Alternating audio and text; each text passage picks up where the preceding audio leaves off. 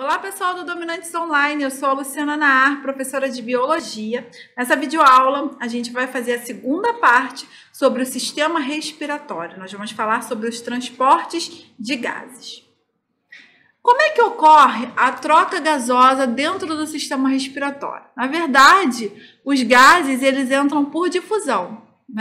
A difusão do oxigênio e do CO2 entre os alvéolos pulmonares e capilares sanguíneos que vai dar-se graças às diferenças das pressões parciais desses gases no sangue e nos alvéolos. O transporte de oxigênio ocorre a maior parte junto à hemoglobina, na parte dissolvida do plasma, formando a chamada oxihemoglobina. Então, a gente tem 4 moléculas de hemoglobina que se ligam a 4 moléculas de oxigênio, formando a oxihemoglobina. A pressão parcial do oxigênio ela é maior no sangue do que nos tecidos.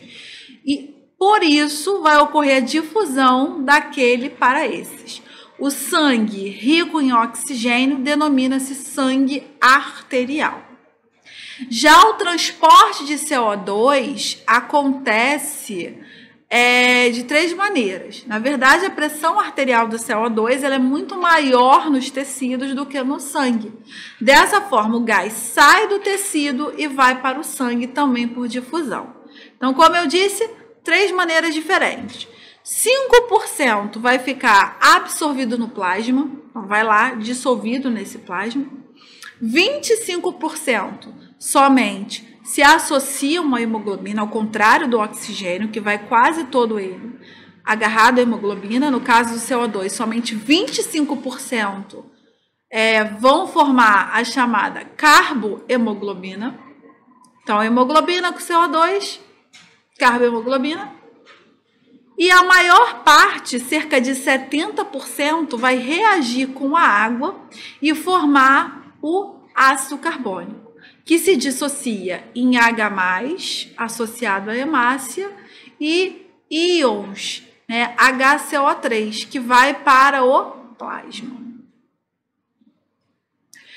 Agora, uma observação importante. O monóxido de carbono, ele se liga à hemoglobina formando a carboxihemoglobina, numa reação muito estável, onde o composto não se desfaz, inutilizando a molécula de hemoglobina que não consegue mais transportar o oxigênio. Além disso, a afinidade que ela tem por monóxido de carbono é muito maior do que a afinidade que ela tem pelo oxigênio. Então, se eu tiver uma molécula de oxigênio aqui e uma de monóxido, eu vou preferir 1000 vezes me ligar à molécula de monóxido de carbono para sempre, Como eu disse, ela é muito estável e ela não se desfaz, do que propriamente se ligar ao oxigênio. Nos fetos, a demanda de oxigênio também é muito maior do que na mãe. Isso graças à elevada taxa metabólica associada à necessidade de rápido crescimento. Por isso que a gente fala que a hemoglobina fetal ela tem uma afinidade muito maior pelo oxigênio do que a hemoglobina materna. E a regulação do ritmo respiratório? Como que acontece? O controle da respiração ele é feito automaticamente por um centro nervoso localizado no bulbo. Então, é o bulbo que controla a respiração. De lá vão partir nervos responsáveis por contrair os músculos respiratórios.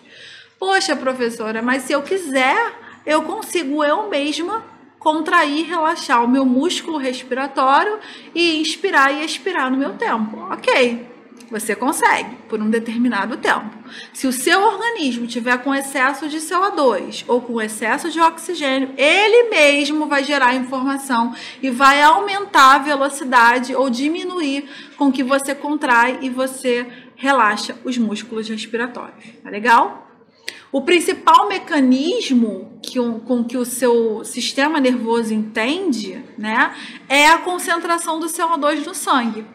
Quando ocorre maior formação desse gás, aumenta principalmente a quantidade de prótons de H+ no teu sangue, ou seja, o seu sangue vai ficar mais ácido. Isso vai diminuir o pH. E aí o bulbo ele vai entender, ele vai ser sensibilizado e estimula o aumento da frequência respiratória, permitindo uma maior quantidade de eliminação de CO2 e aumentando a captação, então, de oxigênio. Então, resumindo aqui para vocês, aumento de CO2 aumenta a frequência respiratória. Diminuição de CO2 diminui também a frequência respiratória. Então, só para mostrar aqui, isso acontece por quê? Porque o CO2 ele reage com a água dentro das hemácias por uma reação estimulada pela enzima anidrase carbônica, vai formar o ácido carbônico e esse ácido carbônico vai dissociado, tá? A gente vai ter H+ e HCO3- circulando no teu sangue, isso vai tornar o seu sangue ácido. Quanto mais CO2 ali, mais ácido ele vai ficar. Então, resumindo, quando a gente tem uma concentração de oxigênio aumentada, diminui a frequência respiratória. Se está diminuído, aumenta a frequência respiratória. A concentração do gás carbônico também vai influenciar? Sim. Se ele está aumentado, aumenta a frequência respiratória. Se ele está diminuído, diminui a frequência respiratória. E o pH no sangue? Quando eu tenho uma acidose, eu aumento a frequência respiratória. Quando eu tenho uma alcalose, eu diminuo a frequência respiratória. Tá legal? Para a gente terminar de falar sobre o sistema respiratório, vamos enfatizar os tipos de respiração que podem existir. Então, a gente tem a respiração pela superfície corpórea, tá? O oxigênio entra a partir da epiderme e, por difusão, ele passa para as demais células. Exemplo, protozoários, esponjas, quinidários, alguns vermes fazem esse tipo de respiração, que é diferente da respiração cutânea, tá legal? Na respiração cutânea, a gente tem trocas via superfície do corpo, mas com o sistema circulatório já associado. Então, exemplo de quem faz anfíbios e minhocas.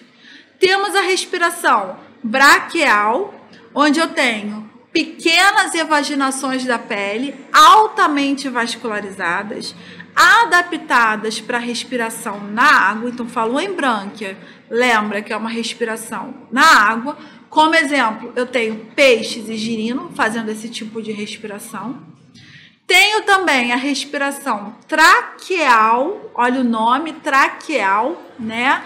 São tubos aéreos revestidos por quitina que conduzem o ar diretamente para a superfície do corpo.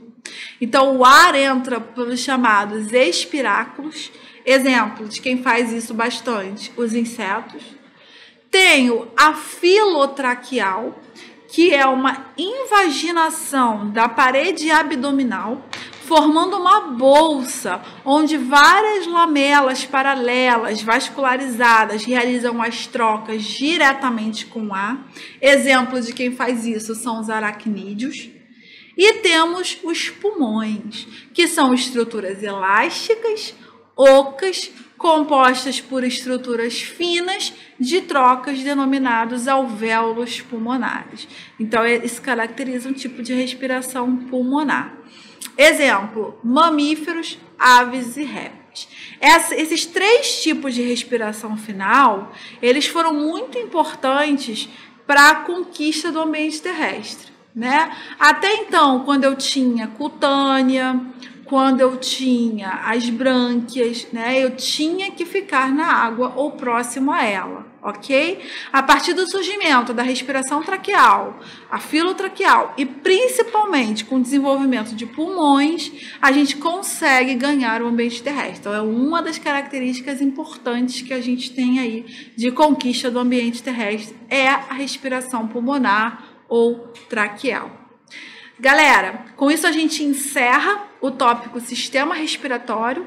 Eu espero que vocês tenham compreendido a videoaula e espero vocês na próxima. Até lá!